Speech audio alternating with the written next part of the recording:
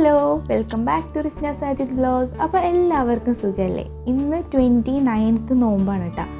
അപ്പോൾ ജസ്റ്റ് ഞാനൊരു ഇഫ്താർ preparation vlog എടുക്കാമെന്ന് വിചാരിച്ചു. മേ ബി ഇതായിരിക്കും നമ്മളുടെ ലാസ്റ്റ് നോമ്പ്.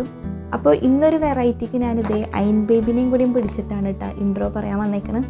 അപ്പോൾ നമുക്ക് നേരെ വീഡിയോയിലോട്ട് പോകാം. അപ്പോൾ നോമ്പ് തുറക്കാൻ ആദ്യം തന്നെ ഞാനൊരു ബ്രെഡ് ബട്ടർ പുഡിംഗ് സെറ്റാക്കാമെന്ന് വിചാരിച്ചിട്ടാണ്.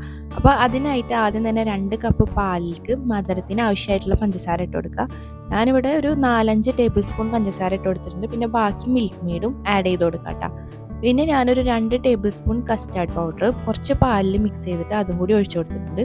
പിന്നെ ഒരു 100 ഗ്രാം ബട്ടർ ആഡ് ചെയ്ത് കൊടുത്തിട്ടുണ്ട്. പിന്നെ നമുക്ക് ഒരു മുടി വാനില എസൻസ് ആഡ് ചെയ്യാം ഒരു ഫ്ലേവറിന് വേണ്ടിയിട്ട്. പിന്നെ ഞാൻ ചൈന ഗ്രാസ് ഒരു 6 ഗ്രാമോളം വെള്ളത്തിൽ സോക്ക് ചെയ്ത് വെച്ചതാണ്, അതും കൂടി ആഡ് ചെയ്ത് കൊടുത്തിട്ടുണ്ട്.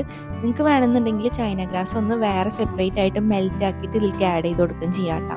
അതാണ് ഒന്നും കൂടിയും ബെറ്റർ എന്നാണ് തോന്നുന്നത്. പിന്നെ ഞാനിവിടെ ഒരു 2 സ്ലൈസ് ബ്രെഡ് കൂടിയിട്ട് ജസ്റ്റ് ഒന്ന് പീസസ് ആക്കിയിട്ട് ഇതിലേക്ക് ഇട്ട് കൊടുക്കുന്നുണ്ട് കേട്ടോ.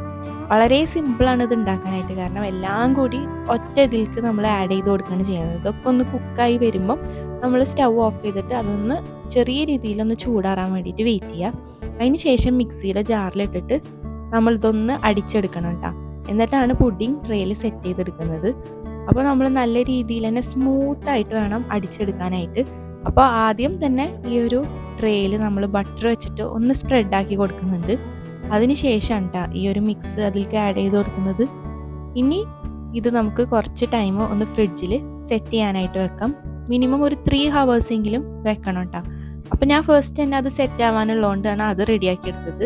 ആ ഒരു ടൈമിൽ തന്നെ ഉമ്മ അതേ ഇവിടെ ഒരു മസാല പ്രിപ്പയർ ചെയ്യുന്നുണ്ട്. ഈ ഒരു സ്നാക്ക് എന്ന് പറഞ്ഞു കഴിഞ്ഞാൽ ഞാൻ കുറേ ആയി റീൽസിൽ ഇങ്ങനെ കാണട്ടോ, ഒരുപാട് പേര് ചെയ്തിട്ട്. അപ്പോൾ കാണാൻ നല്ല ഭംഗിയാണ്, കഴിക്കാനും നല്ല അടിപൊളി ടേസ്റ്റ് ആയിരിക്കും. അപ്പോൾ അതൊന്ന് ചെയ്ത് നോക്കണം എന്നുണ്ടായിരുന്നു. അപ്പോൾ അതാണ് നമ്മൾ ഇന്ന് ട്രൈ ആക്കാൻ പോകുന്നത്. അതിന് വേണ്ടിയിട്ട് ആദ്യം തന്നെ നമ്മൾ ഈ ഒരു മൈദമാവിൻ്റെ ദോശ ഉണ്ടാക്കിയെടുക്കണം. അപ്പോൾ ഇത് ജസ്റ്റ് മൈദ, വെള്ളം, മുട്ട, ഉപ്പ് ഒക്കെ ഇട്ടിട്ട് ജസ്റ്റ് ഉണ്ടാക്കുന്നതാണ്.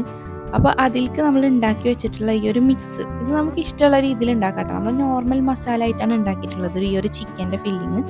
അപ്പോൾ അത് നമ്മൾ ആദ്യം കത്തി വെച്ചിട്ട് ജസ്റ്റ് ഒരു മുറിക്കൽ കൊടുക്കുക. എന്നിട്ട് നമ്മൾ ഫില്ലിങ് വെച്ചിട്ട് ഇതേ ഈ ഒരു രീതിയിൽ ഇങ്ങനെ കോൺ ഷേപ്പിൽ നമ്മളിങ്ങനെ ചുറ്റിയിട്ട് കൊണ്ടുവരുന്നുണ്ട് കേട്ടോ. ഈ ഒരു രീതിയിൽ തന്നെ നമ്മൾ ഒരു 7 എണ്ണം പ്രിപ്പയർ ചെയ്തെടുക്കുന്നുണ്ട്. അതിന് ശേഷം നമ്മൾ ഇത് ഏത് പാനിലാണോ സെറ്റ് ചെയ്യണമെന്ന് വെച്ച് കഴിഞ്ഞാൽ അതിലിങ്ങനെ അറേഞ്ച് ചെയ്ത് വെക്കേണ്ട ചെയ്യുക. അപ്പോൾ ആദ്യം തന്നെ പാനിൽ കുറച്ച് നെയ്യ് സ്പ്രെഡാക്കി കൊടുത്തിട്ടുണ്ട്. എന്നിട്ട് അതിൻ്റെ മുകളിലേക്കായിട്ട് ഇത് ഓരോന്ന് വെച്ച് കൊടുക്കാം കേട്ടോ. ഇപ്പം തന്നെ കാണാൻ നല്ലൊരു ഭംഗിയില്ല, ഒരു വെറൈറ്റി ആയിട്ടില്ലേ. നമ്മൾ ശരിക്കും പറഞ്ഞാൽ ചട്ടിപ്പത്തിരിയുടെ സെയിം ഫില്ലിങ് തന്നെയാണ് യൂസ് ചെയ്യണത് ഇതിലേക്ക്. ഇതിൻ്റെ ഈ ഒരു മോഡൽ ഡിഫറൻസ് ഉണ്ടെന്ന് മാത്രം. അപ്പോൾ ഇതിൻ്റെ മുകളിലായിട്ട് നമ്മൾ കുറച്ച് മൊസറല്ല ചീസ് സ്പ്രെഡാക്കി കൊടുക്കുന്നുണ്ട്.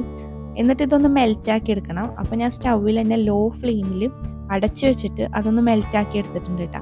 അപ്പം നമ്മളുടെ ഫില്ലിംഗ് ആണെന്നുണ്ടെങ്കിൽ കുറച്ച് ബാക്കി വന്നിട്ടുണ്ടായിരുന്നു. അപ്പോൾ ഉമ്മ പറഞ്ഞ് എന്തായാലും അത് വെച്ചിട്ട് നമുക്കൊരു ഐറ്റം ഉണ്ടാക്കാമെന്ന് പറഞ്ഞിട്ട് ജസ്റ്റ് ബ്രെഡിൻ്റെ ഉള്ളിൽ ആ ഫില്ലിംഗ് വെച്ച് ഒരു സ്ലൈസ് ചീസും വെച്ചിട്ട് ഒന്ന് ടോസ്റ്റ് ചെയ്തെടുക്കുന്നുണ്ട് ബ്രെഡിനെ. അപ്പോൾ ഒരു ഐറ്റം കൂടിയും ആഡ് ആയല്ലോ, ജസ്റ്റ് ബാക്കിയുള്ള ഫില്ലിംഗ് മാറ്റിയേക്കണ്ടെന്നുള്ള രീതിയിൽ ചെയ്തതാണ് കേട്ടോ. പിന്നെ നമ്മൾ പഴംപൊരിയും കൂടി ഉണ്ടാക്കാൻ വേണ്ടി പ്ലാൻ ചെയ്തിട്ടുണ്ട്.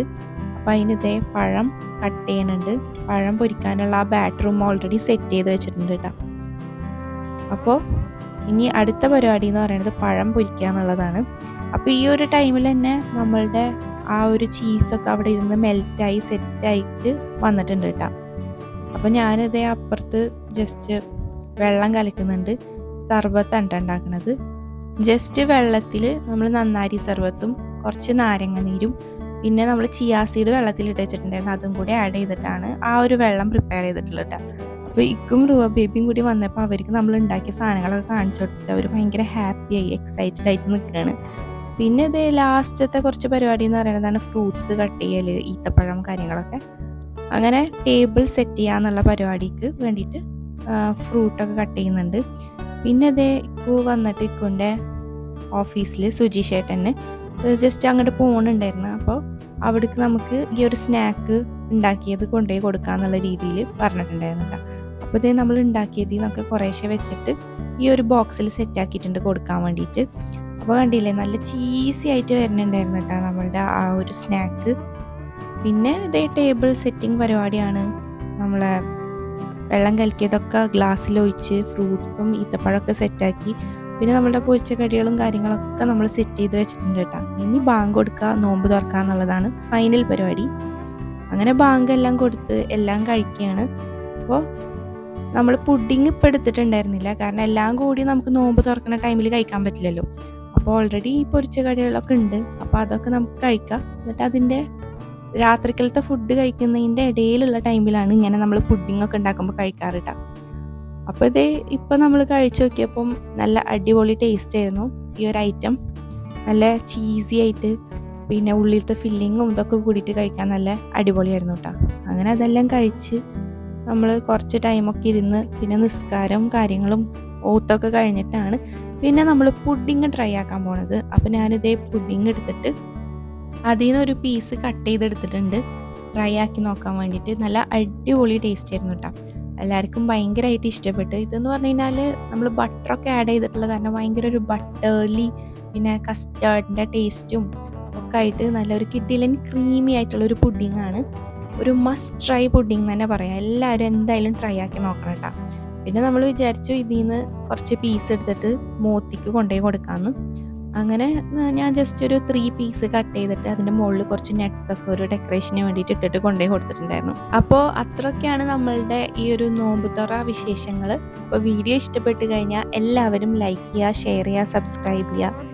ഇനിയും ഇതുപോലെയുള്ള നല്ല വീഡിയോസൊക്കെ ആയിട്ട് കാണാം. അതുവരെ എല്ലാവർക്കും ടാറ്റാ ബൈ, ടേക്ക് കെയർ.